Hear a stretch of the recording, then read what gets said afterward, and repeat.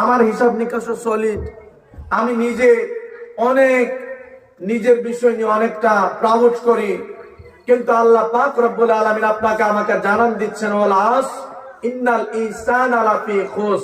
আরে মানুষ, তোমরা খবর নিয়েও দেখলা না, তোমরা তো ক্ষতিগ্রস্তর মধ্যে নিপতিত রয়েছে। জোরে কোন নাউজুবিল্লাহ।